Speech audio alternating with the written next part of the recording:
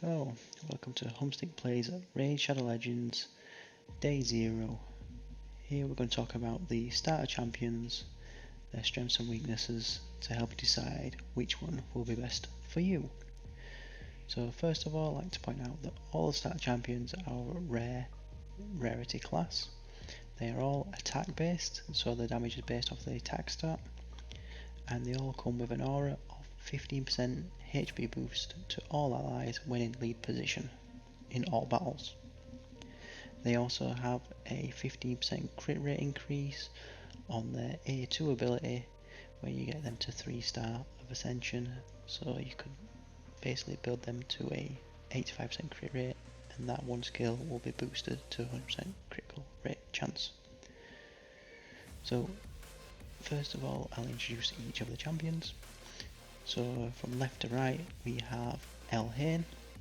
She is a high elf and she is a queen of damage. Then we have Kael of the Dark Elves. He is a poison master. Followed by Galek, who is the defense specialist for drop defense. And then we have finally Athel, who is a Sacred Order champion that is the bruiser, so she can build both damage and be defensive again with her own personal buffs. Now the first champion on the list is Elhain. So Elhain is an attack type champion, as previously mentioned. She has the highest speed of all the starter champions, and she also has the highest attack of all starter champions. Her strongest areas will be the arena. She becomes effective in Clan Boss once she's at level 60 with War Master. She'll be great in Spider up to about stage 10, where she can obliterate the spiderling waves and keep them under control. She's good at Fire Knight for a constant multiple hits of 2 hits every turn. And then just general wave clearing for Doom Tower, dungeons and campaign and secret rooms for the Doom Tower. Her A1 ability is a single attack, but once you get a critical, it then turns into a 2-hit attack, which is quite easily done, as getting to 100% crit rate is relatively easy as you get better gear. Her A2 Lightning Arrow is on a 4-turn cooldown when fully booked. It attacks one enemy for a single heavy hit and then follows up with a strong hit against all enemies. Then if she gets a kill using it at any point of this skill, she will then give herself an increased crit rate buff. So you can plan this into your build if you want to reduce the amount of crit rate you put into your character, in order to have it more crit damage to put out your damage output potential. And then for A3, you have an attack all enemies 2 times, and this is a very good attack for clearing out waves, as it does both attacks and do this equal amount of damage, and they're both strong hits. And it's fantastic for clearing out things such as the spiderlings in the spider dungeon. As it comes for gearing, you want to focus on speed, crit rate, as that 100% crit rate gives you that extra hit on your basic, plus it just increases your damage output considerably. Crit damage for even further damage output, HP for survivability, and then more attack percent for once again increasing your damage output. Just a reminder that accuracy is not important on Elhain, as in this game accuracy does not affect your chance of hitting the target, but in actual fact it affects the chance of placing debuffs onto your target. So as Elhain does not have any debuffs, you do not need her to have any accuracy whatsoever, so you can put that more stats into your damage and survivability instead. Next up is Kael of the Dark Elves. Kael has average stats across the board with a decent speed of 103. Once again, rather easy to get to that 170 benchmark. He will be great in arena if you're building more for the damage on his AoE ability. Fantastic for clan boss if you focus more on survivability and accuracy for his poisons, and in dungeons, due to his poison ability, he can help in any dungeon area. It's key to the dragon, as he can chunk away and stop the dragon from using his stun attack, and then for Ice Golem, as the poisons will stop the Ice Golem from, if they tick him past his damage marker on his health, will stop him from using his large hit, rather than you hitting him and causing him to use his reviving big hit. He was effective in Doom Tower and against multiple Doom Tower bosses thanks to his poisons. In regards to his abilities, his A1 Dark Bolt attacks one enemy and places a 2.5% poison for 100% when fully booked, which is the weaker version of a poison. His A2 Acid Rain is on a 3-turn cooldown and hits all enemies, and then if you kill an enemy you get a 25% increase in your turn meter for each enemy killed. This is effective in the Spider Dungeon or anywhere that has more than 4 enemies to fight. And then his A3 ability is Disintegrate.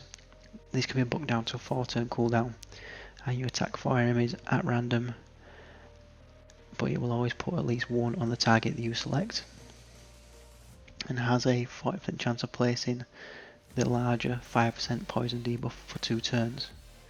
This can be booked up to a 50% chance, and then there is also a mastery that gives you an extra 5%, so you can have a 55% chance in total of placing this debuff. This is incredibly useful for wiping out bosses and chunking down their health every time they take a turn, and incredibly useful for the clan boss battle as well for racking up your damage output. Kael is definitely the easiest champion to use in regards to the clan boss damage startup, as with his poisons he's the first one to make it so you can easily get the best chest on the easy clan boss. In regards to his gear, you want to focus, there's 2 ways to build him. So if you want him to build him for damage, for such as arena and getting through campaign and things like that, you want to go a similar build as to what I said for Elhain. So you want speed, crit rate, crit damage, and HP percent and attack percent. Whereas if you want him to more survivability and be the poison master that he is, you want to focus more on getting plenty of accuracy and speed. And then you also want defense to make him survive longer, and we've added HP as well for even more survivability. The lifesteal set will be incredibly effective for him in the clan boss if you can get it with defense percent stats and speed, and then lots of accuracy to make him survive longer to get out more and more and more poisons. Third on the list is Galek of the Orc faction. So Galek is very strong early in arena, since he has a drop defense on built into one of his skills, so it increases your damage output. He's effective in the Spider Dungeon for the drop defense.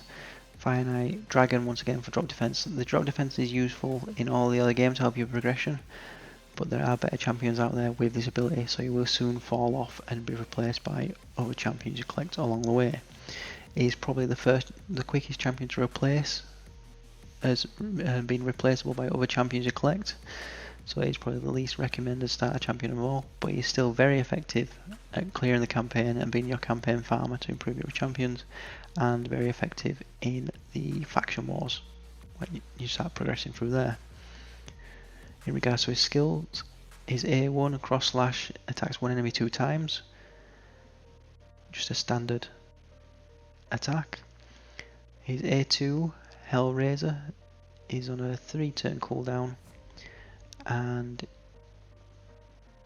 he attacks all enemies and then gives himself a 30% increased speed buff for 2 turns. And then his third ability, Crossblade, is a very long cooldown of 5 turns. It's a long time to wait for a skill that has a little potential as what this one does for decreased defense, where you attack 4 enemies at random, has a 30% chance of placing a weak decreased defense, and then 30% chance of placing a strong weak decreased defense if the target has more than 2 debuffs. Now it can trigger itself with that if you manage to place the debuff already, and then you place the weakened decreased defense, then your 3rd or 4th hit then places another decreased defense on the same target. It can push it into the higher decreased defense, but it's still not very effective in the long run. In regards to skills, you want to go for accuracy to place his decreased defense, speed to keep his turns going around. Then you want to give him attack percent, HP percent, crit rate and crit damage, just to help with his survivability and pure damage output. And then after that, it's all about masteries such as War Master, try and increase his output even further in areas such as Clan Boss. The final champion is Athel of Sacred Order. Athel has slightly higher speed than Galek and Kael by 1 at 104, and she has really good survivability. She's strong in arena such as all the other starter champions, and she's great for Clan Boss, been having the weakened debuff on her A1, which is quite a rare ability to find, especially on the basic attack. Which then, and as it's been the strongest weaken, it means that your whole team deals 25% more damage to that target. She's also good in Spider for her AoE ability and cycling rounds at such a short cooldown rate. Fire Knight for having a 3-hit A1 to knock in 3 hits a time off of the shield. Dragon for the weakened debuff. And she just lacks slightly in the Ice Golem, as because of her damage output she might trigger too many of the big hits from the Ice Golem and causes her to have a team wipe. But other than that, she's a very good all-round champion.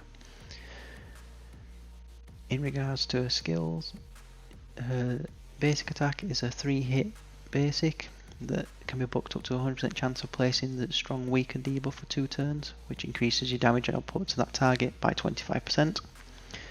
She then has her A2, Divine Blades, which attacks all enemies and can be on a 3-turn cooldown, but can drop to a 2-turn cooldown when used in combination with her A3 ability. Her A3, Higher Blessings, is on a 5-turn cooldown, but can be booked down to just 4 turns. And what this ability does is it places a 25% increased attack buff for 2 turns, a 30% increased defense buff when your health is below 50%, and then it gives Athel an extra turn. And now that is key. The fact that it gives her an extra turn reduces the cooldown by 1 for her Higher Blessing, so it goes from 5 turns down to 4 turns straight away, and then if you have her booked out it goes down to 3 turns because she has a natural reduction on turn, so it can basically be a 3-turn buff for Athel. And obviously, and because you get that extra turn, it also means if you use that ability after you've used Divine Blades, you've turned Divine Blades from a 3-turn AoE attack to having a 2-turn cooldown on the AoE attack, so it means you can cycle round to a big AoE hit more often, and with a buff as well from the increased attack and defense for survivability. Works fantastic with your lifesteal gear, what you get through the starter login rewards. In regards to gear, you want to focus on accuracy just to land a weaken, and speed to get your turn meter filled up faster. Then you want to go for some HP or attack percent for survivability and damage, and then you want to push towards 100% crit rate and then crit damage to make your attacks deal even further damage and wipe out waves in campaign as fast as possible.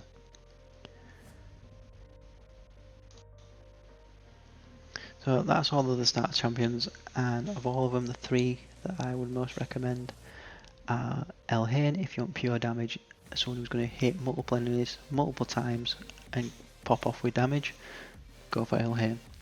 If you want someone who's going to help you progress fastest with clan boss damage in the early game and take out bosses in dungeons, then Kael's the guy to pick due to his poison damage, which can severely build up and take off health from the high priority targets. And then if you want an all-round champion that's more effective for a longer duration but is slightly slower in progression, then I would definitely recommend Athel, as she is much more of an all-round champion and she will last you longer into the game due to survivability, damage output and having that weaken on her basic attack. Now for me personally, I am going to go for Athel for my starting free-to-play series, as that all-round help in all areas of the game and that longer lasting usefulness into the later game will help me a lot due to me only playing free-to-play and focusing more towards late game progression rather than worrying too much about my early game progression. Well, I hope this has helped. I hope to see you on the next one. If you like this video, make sure to give me a like, subscribe to my channel, and I will see you in the next one.